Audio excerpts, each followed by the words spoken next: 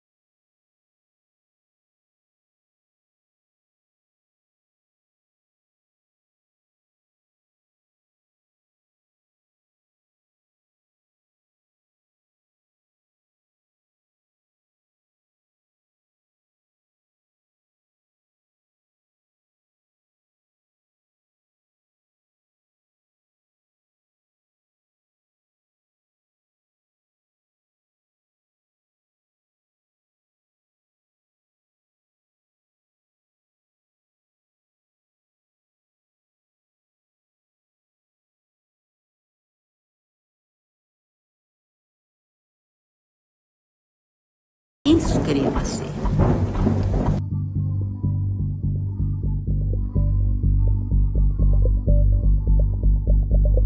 TV Espírita Nosso Lar apresenta Conversa com os Espíritos. Episódio 10.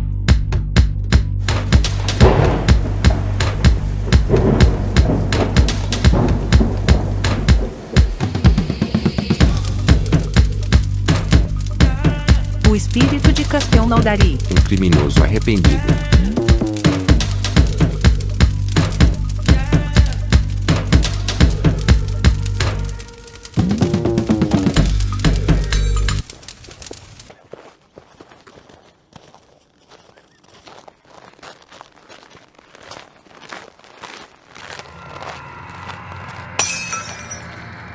Cuidado. Vamos. Não tem medo, não.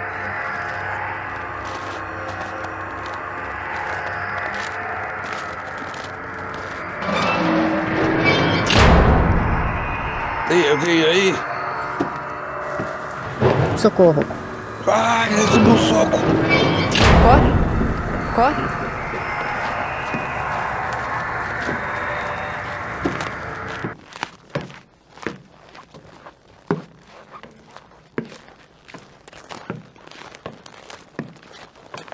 Em uma pequena casa perto de Castelnaudary, localizada ao sul da França, aconteciam estranhos barulhos e diversas manifestações, que faziam pensar que fosse assombrada por algum mau espírito. Foi exorcizada em 1848, mas sem resultado. O proprietário, Sr. D, quis morar na casa e morreu de repente alguns anos depois. Seu filho também quis morar lá, depois da morte do pai. Um dia, entrando em um dos cômodos, recebeu um forte supapo, com a mão desconhecida. Como estava completamente sozinho, não teve como duvidar de que o soco tinha vindo de uma fonte oculta, fato que o fez decidir deixar a casa imediatamente.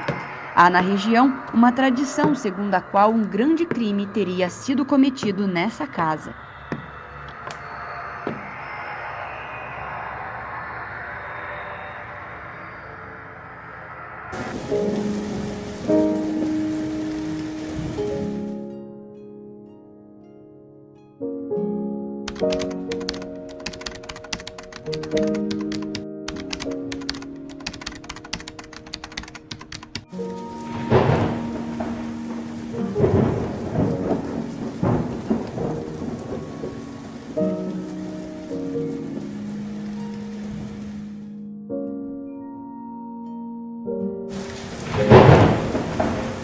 O espírito que tinha dado soco foi evocado na Sociedade Parisiense de Estudos Espíritas em 1859 e se manifestou com sinais de violência. Todos os esforços para acalmá-lo foram inúteis. São Luís, interrogado sobre o assunto, respondeu: é um espírito da pior espécie, um verdadeiro monstro.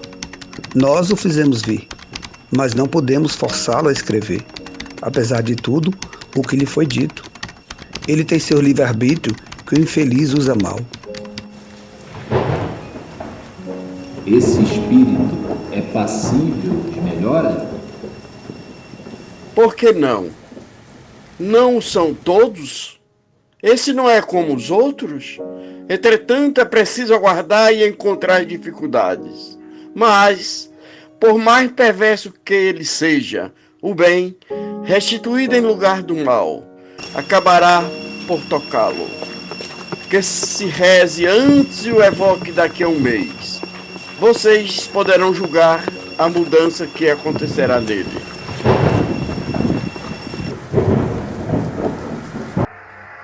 Evocado de novo mais tarde, se mostrou mais tratável e, pouco a pouco, submisso e arrependido.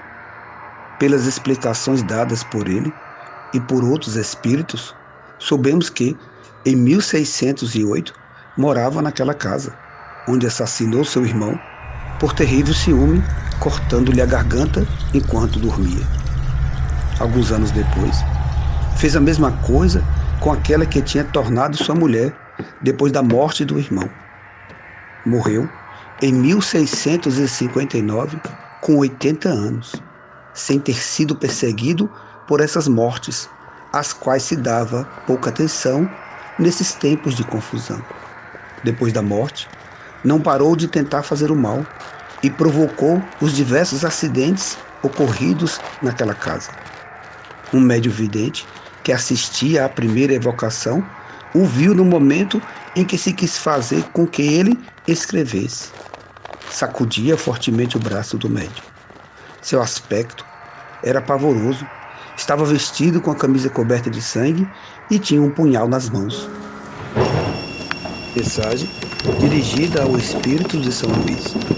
Descreva-nos o tipo de suplício desse espírito.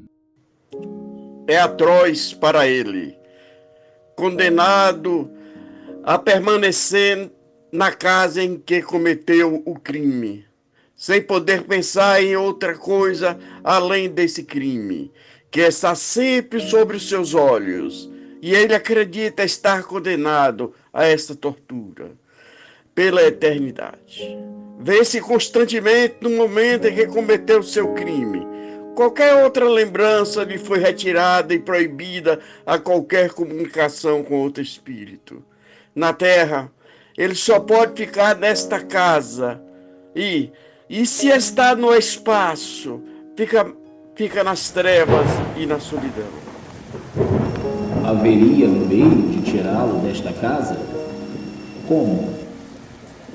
É fácil se livrar da obsessão de semelhantes espíritos, rezando por eles, e que a gente sempre se esquece de fazer.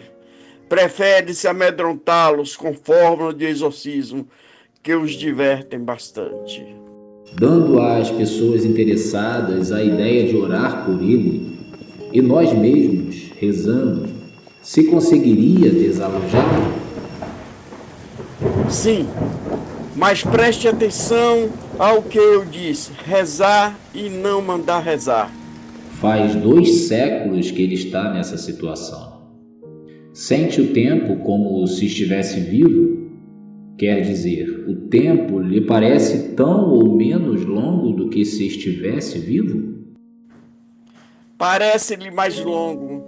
O sono não existe para ele. Os espíritos nos disseram que o tempo não existe e que para eles um século é um ponto na eternidade. Então, não é a mesma coisa para todos? Certamente que não. É assim apenas para os espíritos que chegaram a um grau muito elevado de progresso.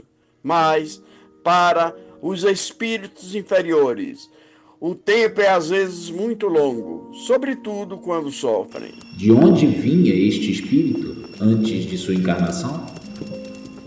Ele teve uma existência entre as tribos mais ferozes e mais selvagens, e antes vinha de um planeta inferior à Terra. Este espírito está sendo severamente punido pelo crime que cometeu. Se viveu entre tribos bárbaras, deve ter cometido atos não menos atrozes que o último. Foi punido da mesma forma por esses atos? Foi menos punido, porque era mais ignorante e compreendia menos a extensão dos seus atos. O estado em que se encontra este espírito é o daqueles seres geralmente chamados de danados? Absolutamente. Existem situações bem mais horríveis ainda. Os sofrimentos estão longe de ser os mesmos para todos, mesmo por crimes semelhantes, porque variam de acordo com o estado do culpado, mais ou menos acessível ao arrependimento. Para este aqui, a casa onde cometeu o crime é seu inferno. Outros o trazem dentro de si, pelas paixões que os atormentam e que não podem saciar. Este espírito, apesar de sua inferioridade, sente os bons efeitos da prece. Vimos a mesma coisa com outros, igualmente perversos e de natureza bruta. O que acontece com espíritos mais esclarecidos, com uma inteligência mais desenvolvida, que mostram uma total ausência de sentimentos, que riem de tudo o que há de mais sagrado. Em resumo, que nada os toca e não há tréguas para o seu cinismo? A prece só tem efeito quando em favor do espírito que se arrepende, e para aquele que é impulsionado pelo orgulho, se revolta contra Deus e persiste nos desvarios, e ainda os exagerando, como faz os espíritos infelizes. A prece não tem nenhum poder e nada poderá até o dia em que um vislumbre de arrependimento se manifestar neles. A ineficácia da prece lhes é ainda um castigo. A prece só alivia aqueles que não estão completamente endurecidos. Quando se vê um espírito inacessível aos bons efeitos da prece, deve-se parar de orar por ele? Não, sem dúvida, porque cedo ou tarde ele poderá triunfar sobre o endurecimento e fazer germinar em si pensamentos salutares. Acontece a mesma coisa com alguns doentes, para os quais o remédio demora muito a fazer o efeito e só faz efeito por um momento. Para outros, ao contrário, faz efeito imediatamente.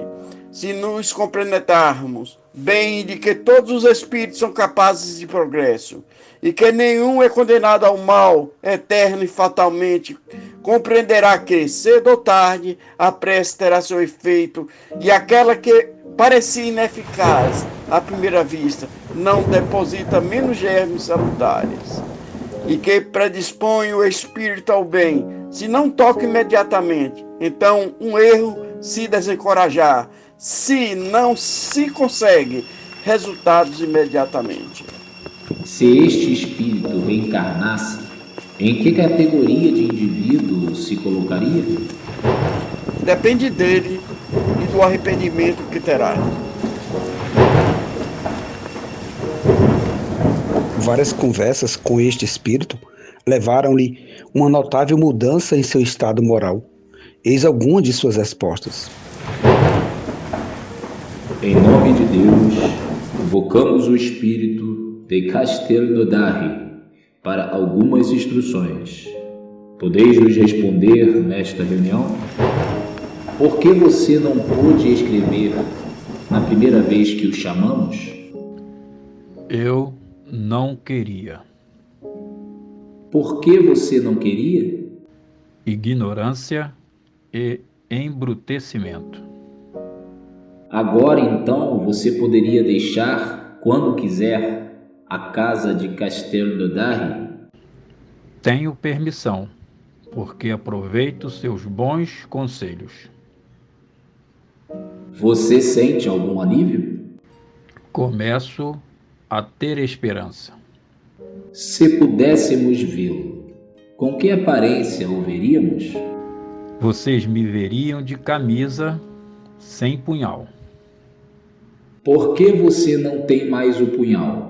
O que fez dele? Eu o amaldiçoei. Deus me poupa de vê-lo. Seu senhor D, filho, aquele que tinha recebido o soco, retornasse à casa, lhe faria mal? Não, porque estou arrependido. E se ele quisesse ainda desafiá-lo? Não me pergunte isto. Eu não poderia me dominar. Estaria acima de minhas forças, porque sou apenas um miserável. Você antevê o fim de seus sofrimentos? Oh, ainda não. É muito mais do que mereço saber, graças à sua intervenção. Não durarão para sempre. Descreva a situação em que você estava antes que o chamássemos pela primeira vez. Entenda que pedimos isto como uma forma de lhe ser útil e não por curiosidade. Eu disse, não tinha consciência de nada no mundo, além do meu crime, e não podia deixar a casa onde o cometi, para subir ao espaço, onde tudo à minha volta era solidão e obscuridade.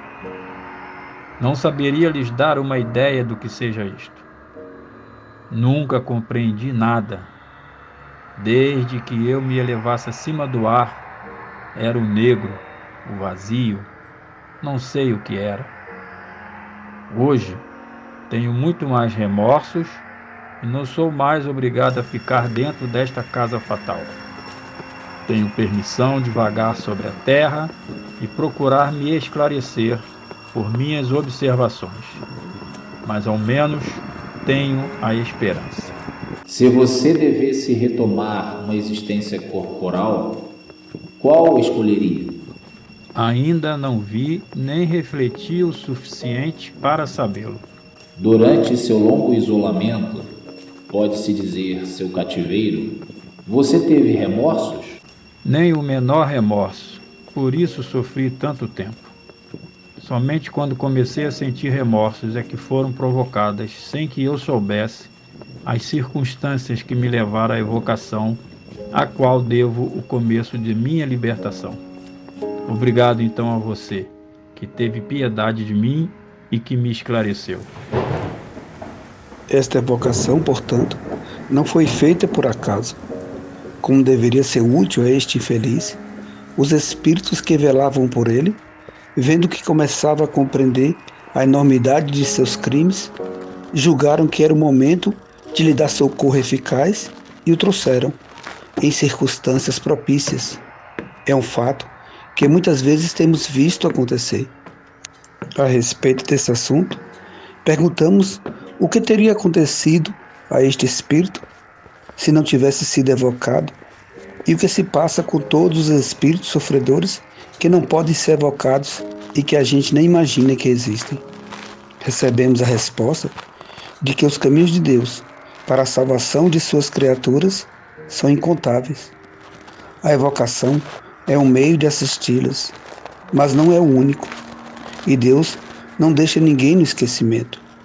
Por outro lado, as preces coletivas devem ter sua parte de influência sobre os espíritos acessíveis ao arrependimento.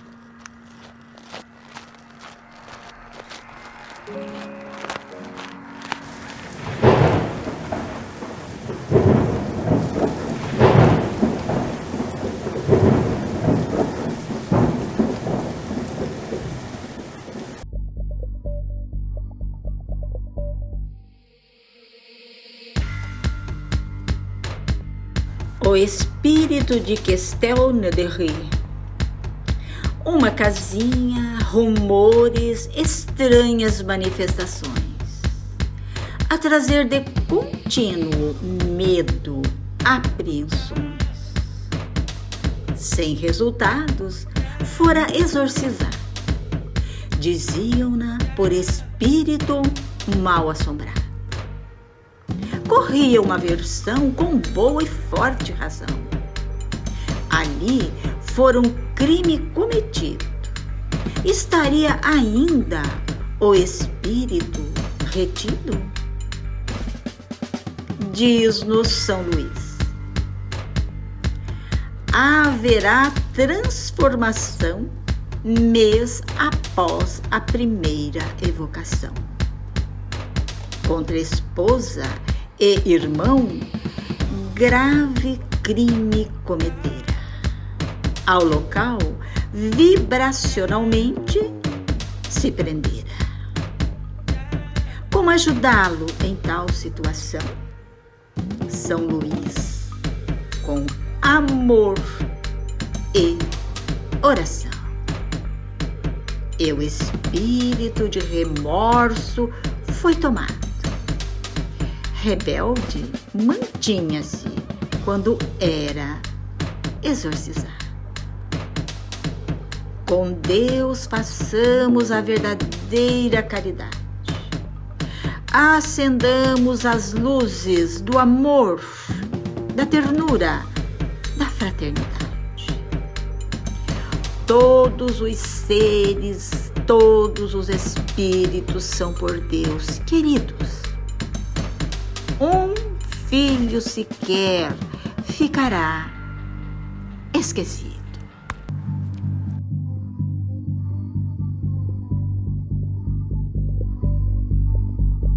Conversa com os Espíritos.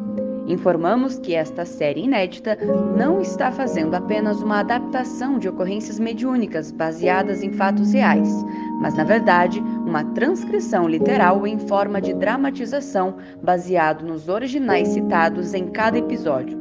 Portanto, não foram retirados uma só vírgula ou acrescentado qualquer vocábulo. Trata-se de um acervo histórico para a divulgação e estudo da doutrina espírita sem fins lucrativos.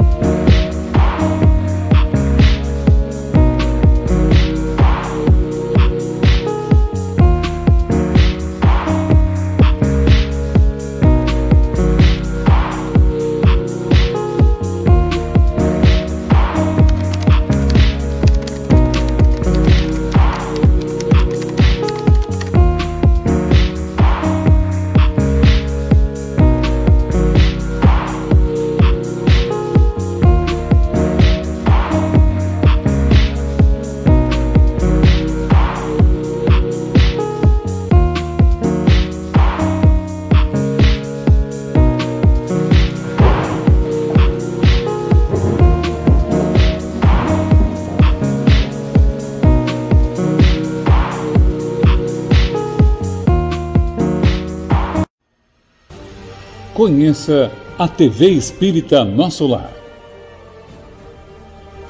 Inscreva-se no nosso canal no YouTube. TV Espírita Nosso Lar.